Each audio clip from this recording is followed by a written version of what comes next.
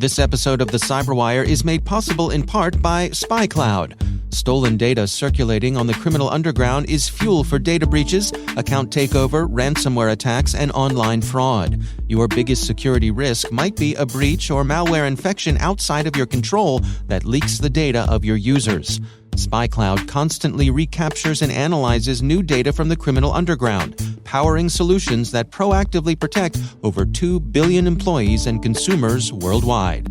Learn how to make recaptured data your best defense at spycloud.com/cyberwire. That's spycloud.com/cyberwire.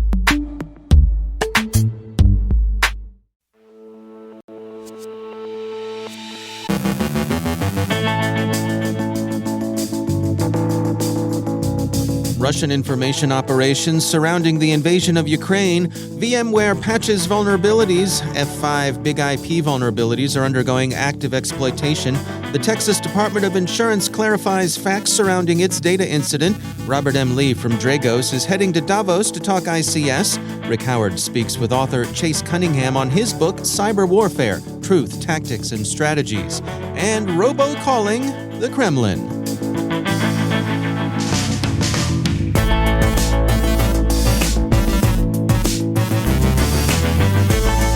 From the CyberWire studios at Data Tribe, I'm Dave Bittner with your CyberWire summary for Thursday, May 19th, 2022.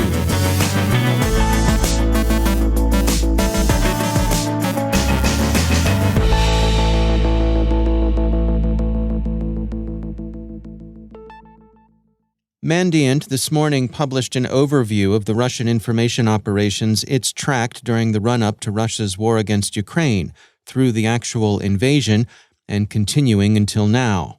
Senior analyst Alden Wallstrom, one of the lead authors of this report, said that the research sought to exhibit how known actors and campaigns can be leveraged or otherwise refocused to support emerging security interests, including large-scale conflict. For years, analysts have documented that Ukraine, a key strategic interest of Russia's, is a testing ground for Russian cyber threat activity that they may subsequently deploy elsewhere. Now, we witness how pro-Russia actors have leveraged the assets and campaign infrastructure developed over time, in whole or part, to target Ukraine. The operations exhibit a mixture of disinformation and disruptive attacks, mostly ransomware, wiper malware disguised as ransomware, and nuisance-level distributed denial-of-service attacks. Defacement of Russian government websites began as early as January 14th of this year, with messages claiming theft and subsequent deletion of data. February 23rd, the eve of the invasion proper, saw a repetition of this style of attack. In this case, the defacements coincided with destructive attacks against Ukrainian government targets using the near-miss master boot record wiper and party ticket wiper disguised as ransomware. And during the war itself, on March 16th, a deep-fake video of Ukrainian President Zelensky appearing to announce surrender to Russia was distributed over compromised Ukrainian news sites. This incident coincided with another wiper attack. Some familiar threat actors have been in evidence. APT-28, Fancy Bear, the GRU, has been behind much of the Russian activity, and the allied ghostwriter operators of Belarus's satellite intelligence and security services have also been active in the Russian interest. The Internet Research Agency, well known as an election-meddling troll farm, seems to have resurfaced as Kyber, that is Cyber Force Z, and resumed influence and amplification operations. And there have been the usual covert media outlets working under inauthentic persona. Cyber Force Z's style is as familiar as it is tasteless, featuring a Russian-uniformed Pepe the Frog. There's also been some nominally hacktivist activity conducted in support of Russia. Mandiant notes, established hacktivist personas Joker DNR and Beregini have remained active in their targeting of Ukraine in the lead-up to and since Russia's invasion, including through their publication of allegedly leaked documents featuring possibly personally identifiable information of Ukrainian military members. Additionally, newly established hacktivist groups whose degrees of affiliation to the Russian state are yet unknown, like Killnet, Zacnet, and Rodit, have engaged in hacktivist-style threat activity in support of Russia, including distributed denial-of-service attacks, hack and leak operations, and defacements. There is, we think, a strong likelihood that these hacktivist personae are operating under the control of, or at least direction of, Moscow's intelligence services. The report concludes by offering its take on the outlook for influence campaigns aligned with Russian goals. Russian operators can be expected to continue to push disinformation with a probable assist from their satellite services in Belarus. China and Iran serve as allies of convenience, retailing Russian themes when it serves those regimes' long-standing anti-Western strategic goals. The U.S. Cybersecurity and Infrastructure Security Agency released an alert, AA22-138B, threat actors chaining unpatched VMware vulnerabilities for full system control, which warns that malicious cyber actors, likely advanced persistent threat actors, are exploiting CVE 2022-22954 and CVE 2022-22960 separately and in combination. The alert adds, CISA expects malicious cyber actors to quickly develop a capability to exploit newly released vulnerabilities CVE 2022-22972 and CVE 2022-22973 in the same impacted VMware products. In response, CISA has released Emergency Directive 22-03, Mitigate VMware Vulnerabilities, which requires emergency action from federal civilian executive branch agencies to either immediately implement the updates or remove the affected software from their network until the updates can be applied. U.S. federal civilian agencies have until next Tuesday to identify and remediate the issues. Yesterday, CISA also issued Alert AA22-138A, threat actors exploiting F5 Big IP CVE 2022-1388, which warned that the flaw was being exploited in the wild and advised users to either upgrade F5 Big IP software to patched and supported versions, or, should that not be immediately feasible, to implement the 3 temporary mitigations F5 has provided. The Texas Department of Insurance has distributed a fact sheet that clarifies a data incident the agency sustained earlier this year. It says, in January 2022, TDI found the issue was due to a programming code error that allowed Internet access to a protected area of the application. TDI promptly disconnected the web application from the Internet. After correcting the programming code, TDI placed the web application back online. The forensic investigation could not conclusively rule out that certain information on the web application was accessed outside of TDI. This does not mean all the information was viewed by people outside TDI. Because we could not rule out access, we took steps to notify those who may have been affected. While data could have been accessed by unauthorized personnel, TDI has investigated and found that there is no evidence to date that there was a misuse of information. Finally, imagine a conversation that went something like this. What are you talking about, Vladimir Vladimirovich? There's no IP freely here? No? Then why did you call me Sergei Kuzgechich? Or words to that effect. Hacktivists looking for ways of throwing sand in the gears of Russian governance have established a website, wasterussiantime.today, according to Wired's story, where, if you're of like mind, you can place robot calls that connect a couple of Kremlin apparatchiki while you listen in as they try to figure out who called them. The technology the hacktivist group uses is first cousin to that employed by the people who call you about extending your car warranty or getting credit card interest relief. Wired quotes one of the service's organizers as explaining, "This war started inside Moscow and St. Petersburg within the power circles of Putin, and that's who we want to annoy and disturb." So the effort is meant to be irritating, and no doubt it is, but these aren't prank calls in the classical genre, like calling the local smoke shop inquiring whether they've got Prince Albert in a can and then saying, well, you'd better let him out, or like asking the bartender to page Amanda Hugginkiss.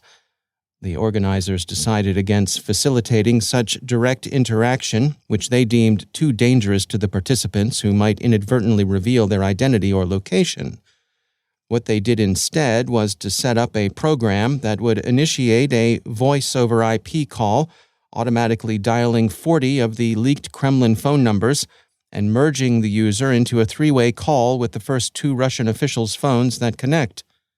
We're of two minds on this. On the one hand, it's difficult to summon much sympathy for robo-calling or even hacktivism in general, which have typically been marked by poor control, bad aim, and unintended effects. When Wired tried out the service, they found there were some difficulties connecting two Russian parties. Apparently, there are latency issues. There are also sources and methods issues. Christo Grozev of Bellingcat, and no stranger himself to prank calls, explained this particular downside to Wired.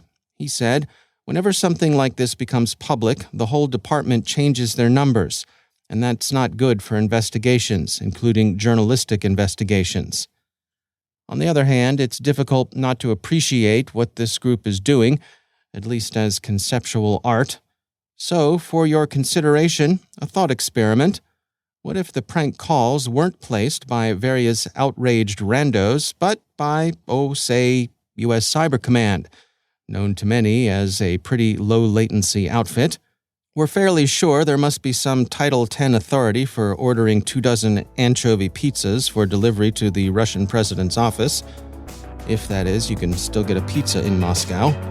So we say, Rear Admiral John Jack Mehoff, call Fort Meade. America has need of you in this hour. And General Nakasone, you're welcome.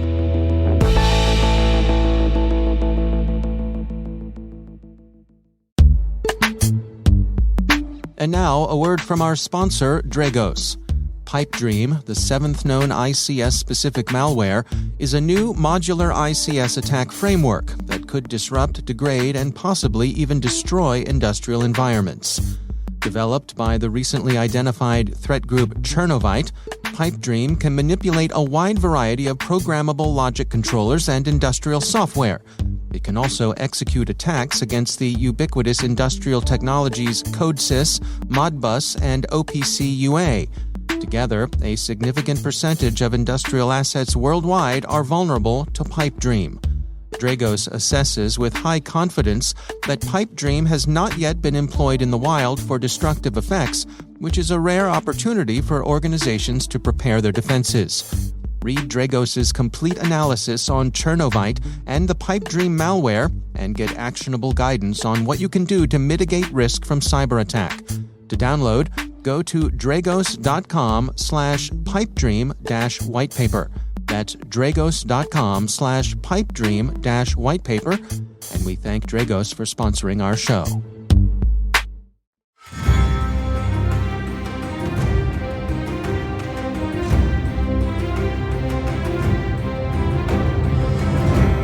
You're listening to the theme song of the HBO long-running hit Game of Thrones, the unofficial anthem for the Cybersecurity Canon Project, the project designed to find the must-read books for all cybersecurity professionals because one of the greatest characters of all time, Tyrion Lannister, had this to say about reading books.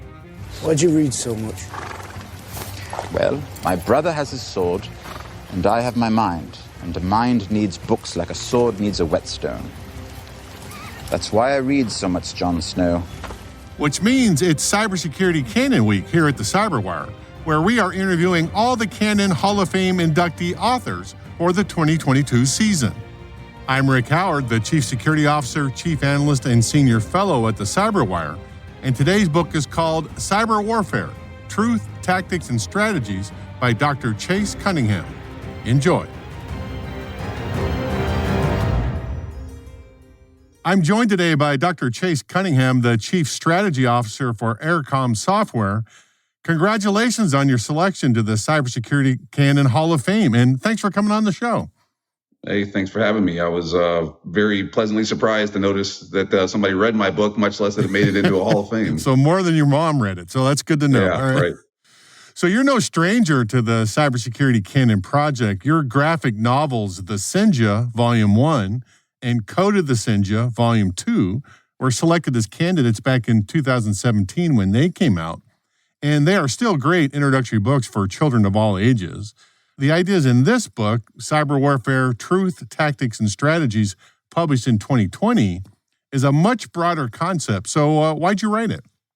Well, I didn't think that there was a whole lot of nonfiction books that were very accurate on the strategic sort of side of cyber warfare. And I also saw that there was a gap in folks looking at it from a real practitioner standpoint. There was a lot of kind of coverage media-wise and whatever, but I didn't find anything where someone who had done the work had written a book about it.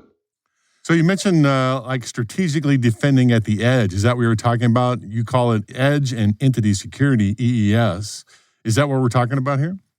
I think that's the follow-on evolution of moving past just strictly sort of human identity and access management. I think really what we're talking about there is everything nowadays has an identity, a router, a firewall, a thermostat, a user, a robot, you name it. We all have an identity, and it's going to operate on the edge of control. It's going to be some sort of digital entity. So then apply your controls that way. So when I was reading through the book and you were describing EES or Edge and Entity Security, it sounded similar to the Gartner concept of SASE or Secure Access Service Edge. Are those two things the same thing or are they different? I think that they're in the same line and parallel. I think Gartner's approach is a little bit more limited because they're looking at the market specifics and which tools do what. For me, I was looking at the bigger, broad, long-term implications there. But I don't think that they're totally orthogonal to each other at all. So they're in the same ballpark. And so the SASE model says we're going to flip the architecture on its head. In the old days, like when I was growing up, the security folks would manage the security stack behind the perimeter, behind that dead perimeter defense thing you were talking about. But with SASE and now Edge and Entity Security, the architecture is flipping so that you hire a cloud provider to manage your security stack and the first hop from all of your devices, wherever they are, your employees' phones or, laptops or cloud services, whatever they are. The first hop out to the internet goes through that cloud provider security stack. And then all you have to do is manage the policy. So how is that fundamentally different than this EES thing you're talking about? It's really not. I mean, I think that the interesting thing is the most difficult part of that problem you're talking about to manage actually becomes the policy. It's no longer that it's difficult to manage at the entity level because the entities kind of do what they do and they need to access things that they need to access. But the control plane is the policy engine. And if you don't have a really good policy engine, you can't keep up. And like you were saying, because we operate at scale, and because we operate so dynamically, you have to be able to do that with automated solutions that have those capabilities. I realize the policy would be complicated, but it's one policy scattered across all those data islands we were talking about. So presumably it makes it simpler, but I understand what you're saying. It doesn't make it easy, I guess is the way to say it. It's still going to be a complex policy, right? Yeah, it's got to be accurate, I think is the most important part. The ease will come with rollout, but it has to be extremely accurate and it's got to be something that's updated dynamically. So it's good stuff, Chase, and the book is excellent. So congratulations on that. This has been Dr. Chase Cunningham, the Chief Strategy Officer of Ericom Software and the most recent author inductee into the Cybersecurity Canon Hall of Fame. Dr. Cunningham, congratulations and thanks for coming on the show. Thank you so much. I really appreciate it. For more information on the Cybersecurity Canon project, go to your favorite search engine and look up Cybersecurity Canon. That's canon with one N as in canon of literature, not two N's where you blow stuff up, and Ohio State University, the project's official sponsor.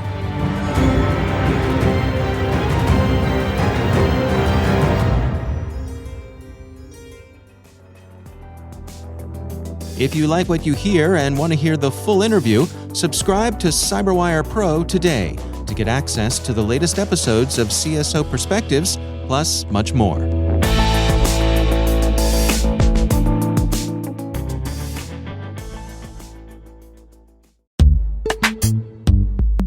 And now, a word from our sponsor, the Cybersecurity Inside podcast. Cybersecurity is no longer just a topic for programmers and coders. It's something we all need to understand and stay up to date on. That's why you should check out the Cybersecurity Inside podcast, an incredible resource to learn about current cybersecurity issues, emerging technologies, and ways to navigate this rapidly transforming landscape. On Cybersecurity Inside, hosts Tom Garrison and Camille Morhart talk with industry leaders about important, timely security topics, From the latest security breach to blockchain and NFTs, breaking things down so it's easy to understand. Whether you're a CISO, security expert, or just want to know more, the Cybersecurity Inside podcast will help you become smarter about cybersecurity. Visit cybersecurityinside.com/cyberwire today to listen to the latest episode. Or search for Cybersecurity Inside wherever you listen to podcasts. And we thank the Cybersecurity Inside podcast for sponsoring our show.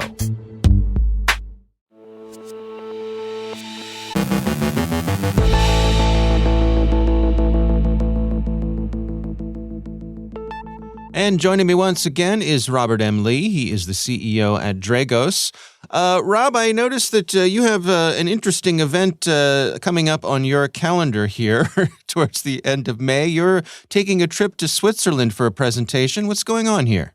So the event is the World Economic Forum's Davos conference.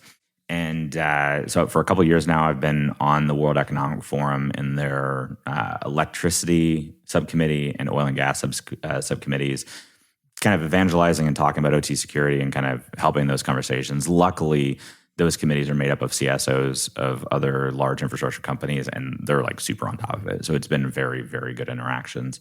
Beyond me being kind of excited and humbled of like, oh, cool, I got into Davos. The thing that actually excites me is OT security got into Davos. Right. I think it's less like, oh, we know who Rob was. And it's more of like, oh, we need to talk about OT security. Is Rob the guy? Then fine, let's do that. But the focus is CEOs, board members, parliament members, world leaders, et cetera, are actually focused on, cool, we need to talk about world order, Russia-Ukraine conflict is going on. We need to talk about climate change and how we're going to get there. And we need to talk about OT security. It's like, oh, wow. Like that's a kind of a level up of that discussion. And it feels kind of like almost like a coming out party globally on this topic of industrial security that we've been talking about for so long. Yeah, I mean, can we touch on that? I mean, the fact that this has been elevated to this level, overall, I mean, I think we could say a good thing, but you've been shouting about this from the sidelines for quite a while now. It must be gratifying for you that folks at this level are ready to hear what you have to say. Yeah, it is, but I am immediately thinking about the next thing, which is, great, we got their attention. Now how do we deliver? Mm-hmm. What I'm finding is at a global leader stage, truly. I mean, like when I still have conversations to this day with different government leaders and CEOs and whatnot anyways. And what's very, very common is they genuinely think the problem is already kind of solved, not realizing how bad of a place they're in. And what I mean by that is nobody thinks cybersecurity is solvable. They all understand it's a process. But they'll say, well, look at all these standards, these frameworks, these regulations, and look at this. I get these board slides with these FICO scores and this cybersecurity framework, heat maps, and all this stuff, blah, blah, blah. Look at all we're doing. And every conversation, I'm like, great. CISO or CSO or whoever's presenting it to the CEO, is that enterprise IT or is that the enterprise? Every time, oh yeah, that's enterprise IT. And the CEOs will like look at me like, wait, no, that includes our factories. That includes our oil fields, that includes our substations. And the CSO, no, sir or ma'am, like what? Enterprise IT. And it is a light bulb moment for these executives, board members, world leaders, when they realize all the cybersecurity efforts, probably 95% of it, has been put towards the IT side of the house and not the operations technology side of the house, which is what's the critical part of that company and what's keeping that company in business. That's where the safety impacts can happen. That's where the revenue is generated.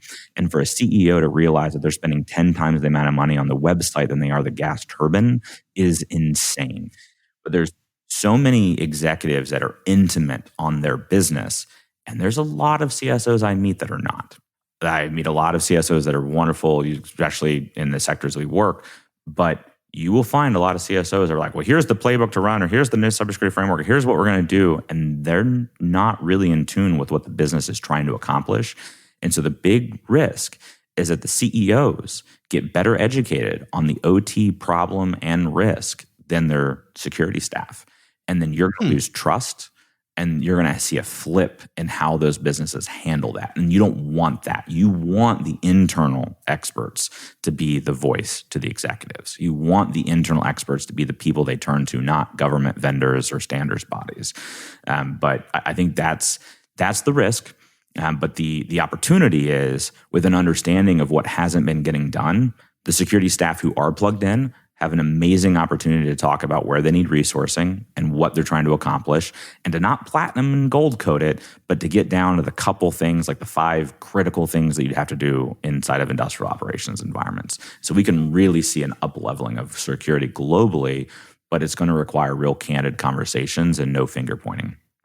To that point, I mean, when you head off to something like this to give this sort of presentation to this kind of audience, how do you calibrate what they're ready to hear? So I don't. Usually, anytime that I'm in an audience, and this is maybe what gets me critique, but also gets me listened to, I guess, is I just am transparent and candid. It's, hey, I don't really care if you're ready for this or not. Here's the problem. Because as much as I think a lot of people in the infrastructure community sometimes will look at me as like, I just love the infrastructure community. And that's true. But the real reason I love the infrastructure community is because they're servicing our citizens. And like, I think about my family in Coleman, Alabama, and the Coleman Power Cooperative delivering power to their house. And I'm not there to support Coleman Cooperative Power Company. I'm there to support the livelihood of my family that needs that critical infrastructure. If that means helping them, then of course I'm on board with that. But if it means like, oh, I might insult somebody by telling them that they're not really doing good security work, that's not my concern. I'm happy just to have candid conversations. So just aligning on what we're talking about, being candid and transparent about the challenges, but not blaming people. It's not, your staff is stupid for not doing this. It's, hey, the world has changed and we are going through a transformation. And you may have been fine 2 years ago doing this, but the world ahead of us is dicey and these programs take a while to get off the ground. You need to start now, and this is what you need to do. I think that's a perfectly viable CEO conversation. All right. We're looking forward to hearing what you have to say. Robert M. Lee, thanks for joining us.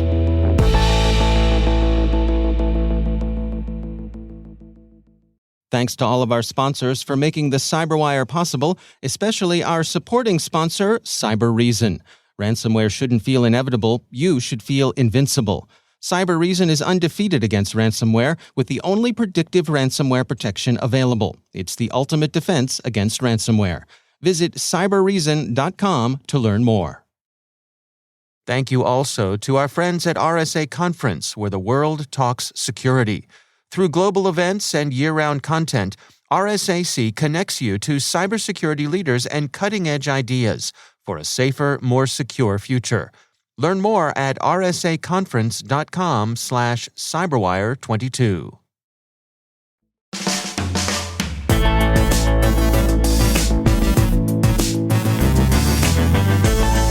And that's the CyberWire. For links to all of today's stories, check out our daily briefing at thecyberwire.com. The CyberWire podcast is proudly produced in Maryland out of the startup studios of Data Tribe, where they're co-building the next generation of cybersecurity teams and technologies. Our amazing CyberWire team is Rachel Gelfand, Liz Irvin, Elliot Peltzman, Trey Hester, Brandon Karpf, Eliana White, Puru Prakash, Justin Sabi, Tim Nodar, Joe Kerrigan, Carol Terrio, Ben Yellen, Nick Valecki, Gina Johnson, Bennett Moe, Chris Russell, John Petrick, Jennifer Iben, Rick Howard, Peter Kilpie, and I'm Dave Bittner. Thanks for listening. We'll see you back here tomorrow.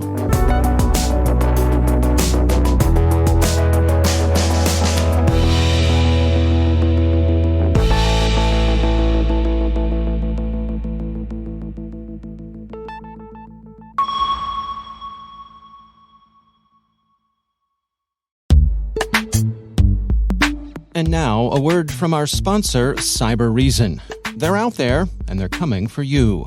Ransomware attackers, sophisticated criminal armies bringing organizations to their knees and costing companies millions. But ransomware shouldn't feel inevitable. You should feel invincible. CyberReason is undefeated in the fight against ransomware with the only predictive ransomware protection available, automatically stopping attacks before encryption and empowering security teams with full visibility. It's the ultimate protection against ransomware, an AI-powered defense that defeats ransomware at every stage of the attack, stopping today's threats and ready for tomorrow's. True cyber defense designed for true defenders.